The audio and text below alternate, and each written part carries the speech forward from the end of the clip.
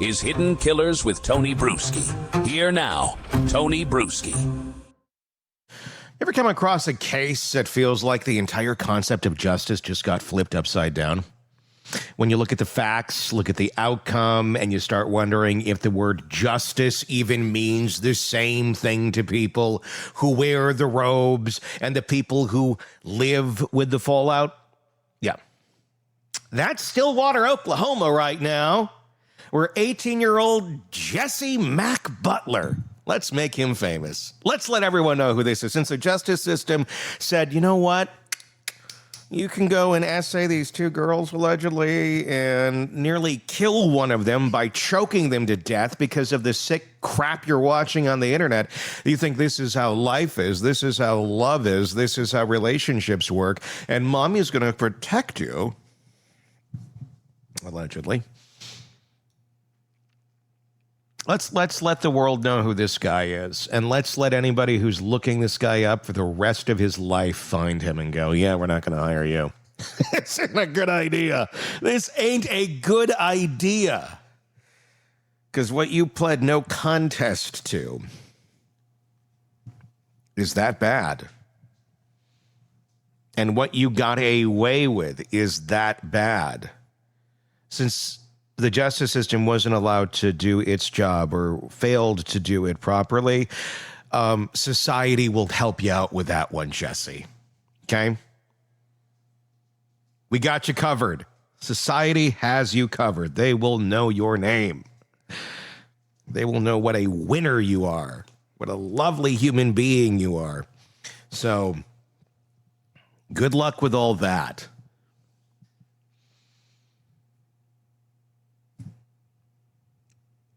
"18-year-old Jesse Mack Butler, a kid everyone in town used to talk about like a success story. Baseball, grades, good family.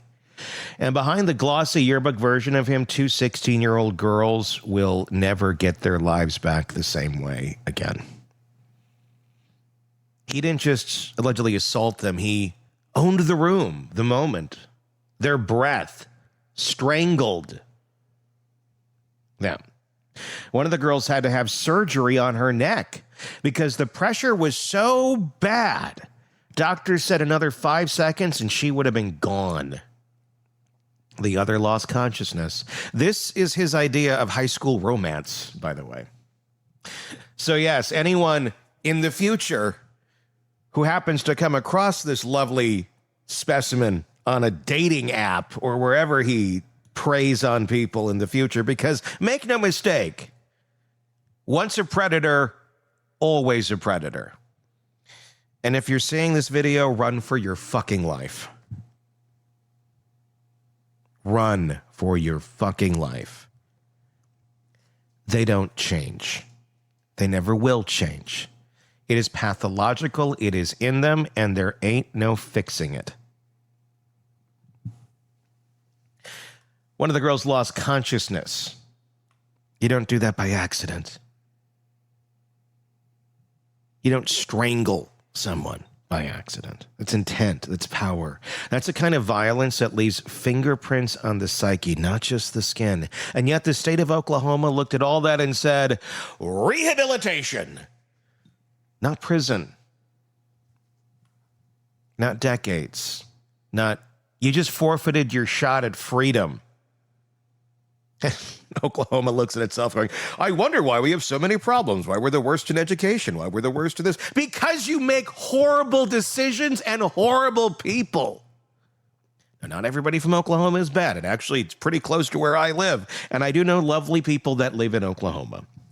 There's also a cacophony of mutants that are reflections of the education system and the societal problems that are allowed to fester there. But you can really say that about almost any state. You really can. You look deep enough, you look hard enough, you will find them. It's just some are ranked worse than others.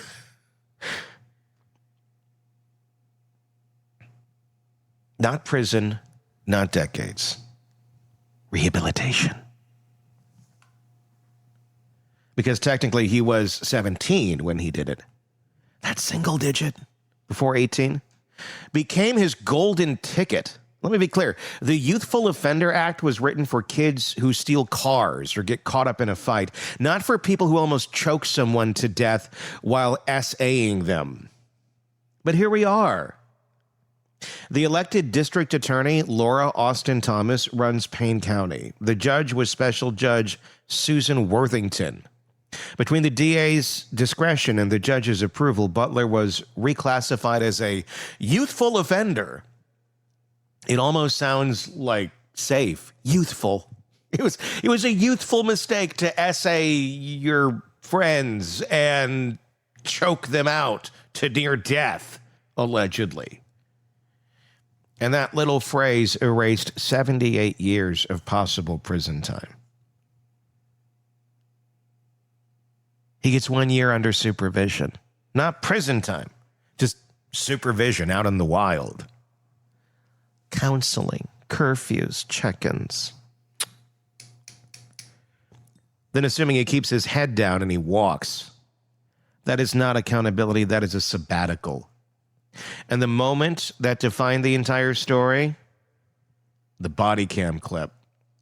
The arrest video where his mother says, "I will get you out. I'll get you out, darling. Don't you worry about a thing. I know I raised you a little monster with no consequences and shut my eyes and ignored everything because you couldn't possibly do anything like this, could you?"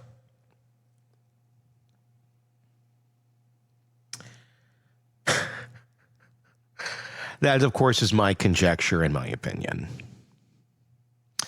She got him out. She wasn't bluffing. It was the most honest line in the whole case. You want to see what happened? Here's what happened. Here's the clip itself. Give me your wallet and phone and stuff. So, okay. Your what? They're in the car. Well, okay, it's fine. It's not locked or anything, is it? Okay. So, can you tell him what you just told me, or? Yeah, so we're here. We're obviously going to place you under arrest. There's a warrant for your arrest. We're going to take you to the jail. I told your mom that she can contact a bondsman, and you shouldn't be there very long, but there just is a process for paperwork and stuff. But right now you do have to come with us, and I do have to put you in handcuffs. So turn around for me. You have to put him in handcuffs? You know what the way is. It's okay. Yeah. I'll get you out. For me? All right. Stay silent. Rick knows about this. Candy's on this. Dad's on his way. We're coming to get you, okay? Stay strong, okay? Say your prayers. Yes, Okay, let's invoke so God. He's going to go right to the city of Stillwater jail, and if you'll just Say your contact prayers her, then she That he she'll just let strikes us your know. She ass knows off what to this do. planet. Okay? She knows Stillwater Police Department, not a county. Yeah. Water Police Department. Yeah. Yeah, on Lewis. Yeah. Yeah. Let them know that we're the ones that picked him up.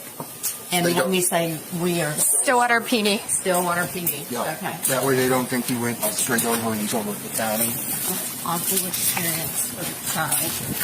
I'll pat you down. Spread your feet for me.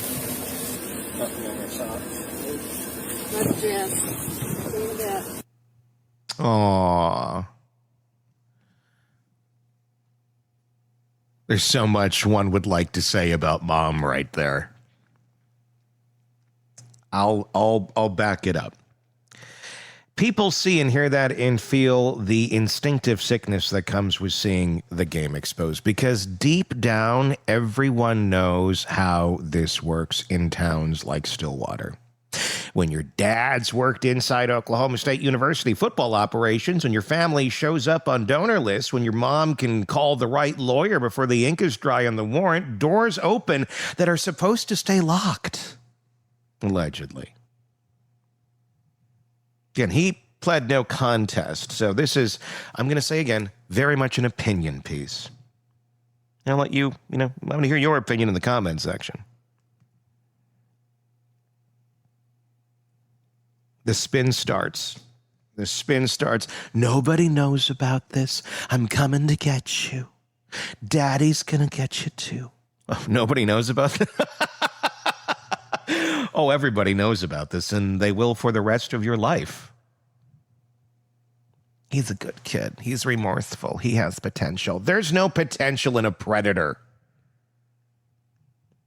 Tell that to the girl who will spend the rest of her life jumping at every unexpected sound. Tell that to the parents who will never see their daughter the same way again because she came home broken from a date, not a war zone. But let's talk about why this happened, because it's not just about one judge or one DA. It's about a culture that keeps mistaking privilege for promise. The Youthful Offender Act, Title 10A, Section 2-5-205 in Oklahoma. It says the court may grant youthful offender status if rehabilitation seems possible. May is the word in this. That's doing all the heavy lifting.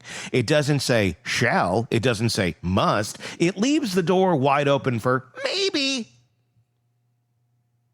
If we like you.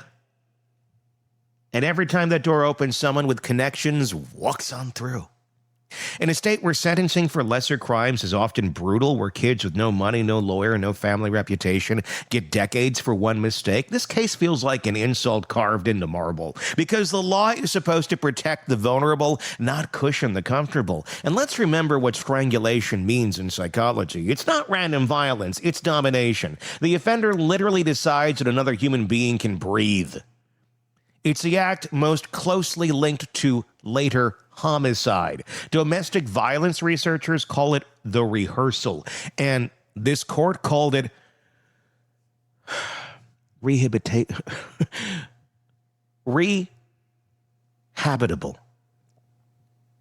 Yeah, rehabitable.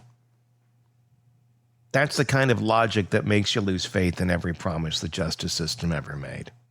The district attorney's office hasn't produced any public explanation for the deal. No memo, no statement showing the reasoning. The court hasn't released the written findings either. So we're all left guessing what qualified this case as a candidate for mercy. His age, his GPA, his father's resume, the fact that the case would look ugly on a local headline if a well-known family son went to prison. When information is withheld, speculation fills the vacuum, and that speculation smells a lot like privilege. Now, imagine being one of those girls. You walk into a courtroom expecting closure, expecting the state to speak for you. Instead, you watch the system fold itself into origami so it doesn't have to look the defendant's family in the eye. You sit there while the man who nearly killed you is told he'll be monitored, as if violence this deliberate is a curfew problem. That's what trauma plus betrayal feels like. The realization that the justice system speaks your language. And this isn't justice about two victims. It's about every future case, because every defense attorney in Oklahoma just got a new line in their playbook. If Jesse Butler deserved rehabilitation, so does my client. This decision will be cited in plea talks, in motions, in negotiations for years. It will ripple out to every courthouse that looks for precedent instead of courage. It makes Oklahoma land of the free to go and essay people. If you're 17, you basically get a free pass because you can be rehabilitated. You're a youthful offender. So every idiotic 17-year-old that can't control his urges, that has a modality of SAing women, it's free open season in Oklahoma. Gee, another reason not to live there. Meanwhile, survivors see the opposite lesson. They see that coming forward can still end in humiliation. They see that evidence and pain don't matter if the offender fits the good kid mold. That's how silence grows, not from fear of the attacker, but from fear of the courtroom. The truth is, small-town justice isn't blind. It's nearsighted. It sees clearly when the accused looks like them. It squints at everyone else. And that's the disease this case exposes, the slow infection of empathy that only flows upward. Judges and prosecutors start to see offenders as sons, not threats. They protect the possibility of redemption because it's more comfortable than confronting evil in a familiar packaging. The real justice isn't comfortable. It's supposed to hurt. It's supposed to draw lines that don't bend when someone with influence leans on them. So where does that leave us? With a legal system that claims to protect youth while endangering everyone else. A system that uses mercy like a currency traded among the privileged. And when victims who learn once again that their pain is negotiable. And when pain becomes negotiable, justice stops being justice and turns into PR. That's what's rotting underneath the story. A justice system that manages its image instead of protecting the public. It pretends that leniency equals progress, that mercy equals morality, and saving one young man's future somehow balances the lives he nearly destroyed. Not every young man's future needs saving. There's plenty of young men out there to fill in the blanks. Let's get rid of the shitty ones when they raise their hands and do horrible shit, allegedly, and we find out about it. Let's pluck them from the system so they can't go on for the rest of their lives doing this shit, because he will. Mark my frickin' words. He will. If that's in your DNA, if that is in your modality, the odds of you offending again are frickin' high. In my opinion, look out, ladies. You see this man across from you at a restaurant, at a bar, on a dating site, run for your life and let every woman you know about this monster. In my opinion. And let's be honest about what happened here. This wasn't some impulsive teenager fumbling his way through adolescence. This was violence that took planning, control, and intent. You don't accidentally strangle someone until they need surgery.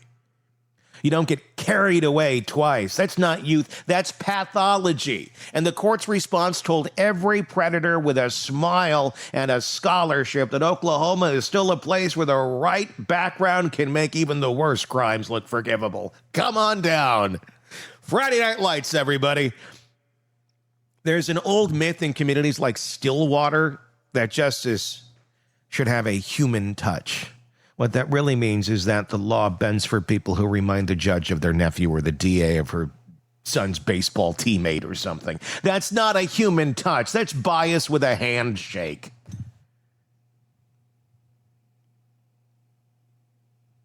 Look at the official language. The court finds a defendant shows potential for rehabilitation. Based on what? No psychiatric evaluation has been made public. No risk assessment has been shown. The only evidence anyone's seen is the kind that bleeds, and yet we're told rehabilitation is probable. Why? Because the person in front of them looked like a kid they could imagine at Sunday dinner instead of someone that they could imagine behind bars or SAing their daughter. Now imagine how the logic plays in the opposite direction. Picture a poor teenager, no family connections, no polished attorney, standing in the same courtroom with the same charges. Do you think for 1 second that potential for rehabilitation would appear anywhere near that sentence? The other 80 to 90% of the population of Oklahoma living in the sticks? He'd be tried as an adult before the ink dried on the indictment, especially if his skin happened to be a different color. This is a case of what privilege looks like when it's disguised as fairness. Everyone in the room swears they're just following the law, but somehow the law always lands softer on the same kind of people. It's the quiet side of corruption, not money and envelopes, but just comfort and familiarity guiding the hand that signs the judgment. And you can feel it in the way the town reacts. There's anger, yes, but there's also a wary shrug from people who've seen this before. That's just how things go here. It's resignation. That resignation is how injustice stays alive, not with grand conspiracies, but with tiny acts of acceptance. Neighbors deciding not to rock the boat. Officials convincing themselves that mercy is a noble cause when it's really favoritism wearing a robe. The victims' families aren't just angry about the sentence, they're angry about being invisible. During this whole process, their pain was treated like a side note. inconvenience. Well, your daughters are, they're rocking the boat over here. Yeah. Something to be acknowledged and then brushed aside so the court could focus on the bright future of the boy who nearly killed their daughters. That's the cruelty of leniency. It asks the victims to be the bigger people while the system acts small. Psychologists will tell you that strangulation, again, it's about control. Anybody who's integrating this into their life, especially a 17-year-old, it ain't going to end well. The abuser wants to own another person's breath, their existence, their silence. That's what happened in those bedrooms. But here's a sick twist. The courtroom did the same thing. It took the survivors' voices, pressed down on them, and said, we'll decide how much justice you get. That's the second kind of suffocation. It's quieter, but it leaves the same mark. And the long-term damage, it isn't just two traumatized young women. It's every woman in that community watching, thinking, if this is what happens when you report, why would I ever come forward? That is the ripple effect of leniency. It doesn't just protect an offender, it intimidates a whole generation of potential victims into silence. This is why people don't trust institutions anymore, because they see that laws can be rewritten mid-trial with a wink and a clause. They see that equal justice under the law is just a slogan, it's not a guarantee. And when the powerful fail to punish the powerful, people start taking justice into their own hands, at least emotionally, if not literally. That's how cynicism becomes the national religion. What makes this case especially toxic is how familiar it feels. We've seen it before. Brock Turner at Stanford, Austin Wilkerson in Colorado, case after case where judges decided that protecting a young man's potential was more important than protecting the people he hurt. Each one chips away at public faith until faith becomes sarcasm. Here's what Oklahoma needs to hear. This isn't mercy. This isn't compassion. This is cowardice. Mercy without accountability isn't mercy. It's abandonment. It's enablement. You are literally saying, well, we're gonna put our odds that he's never gonna offend again. You know what your odds are? They're strongly against you. There ain't no way, shape, or form you're going to twist this and go, oh, yeah, the odds are here that he's going to be reformed. It doesn't happen. And there are no stats that exist to show that there is any possible rehabilitation for someone who has done this sort of shit allegedly. And every time the justice system confuses the two, it teaches predators that empathy is negotiable. Lawmakers need to start closing these loopholes. The Youthful Offender statute has value, but it was never meant to be a shield for violent crime. It needs teeth, clear language, excluding sexual assault and strangulation. It needs transparency, mandatory written justifications anytime a violent case is diverted into youthful offender status. No more backroom mercy. And maybe it needs a cultural reckoning, too, because what happened in Stillwater isn't just about one law. It's about a social ecosystem that protects the promising over the vulnerable and gives a benefit of the doubt to power instead of pain. That's the real sickness, the polite, smiling rot that calls itself community. The people of Oklahoma deserve to see exactly how this decision was made. They deserve to read every word that convinced a court to treat a near murderer as a rehabilitation opportunity. They deserve to know who argued for it, who signed off, and what data, if any, supported that mercy. Sunlight doesn't destroy justice. It's the only thing that keeps it alive. And until that happens, every survivor in that state will walk a little quieter, every parent will watch their daughters a little closer, and every predator with the right connections will sleep a little easier. Jesse Butler will finish his year of supervision. He'll check the boxes, show up to counseling, post the right photos on social media, and when it's over, he'll get on with his life. The girls he strangled will carry his fingerprints on their memory for the rest of theirs. In my opinion. That's the trade Stillwater made. One future preserved at the cost of two destroyed. It is not mercy. That is moral bankruptcy dressed up as compassion. And until the system can tell the difference, Oklahoma courts will keep handing out forgiveness like candy. Sweet to the privileged, poison to everyone else. Come trick or treat in Oklahoma.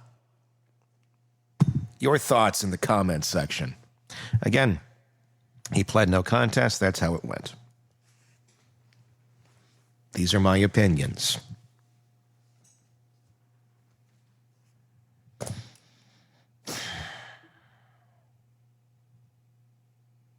Maddening, is it not?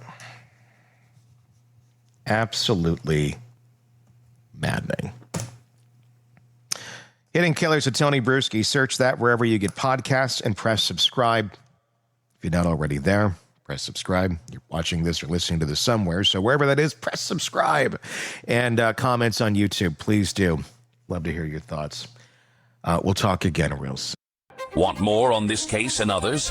Then press subscribe now and don't miss a moment of true crime coverage from Tony Brueski and the Hidden Killers podcast.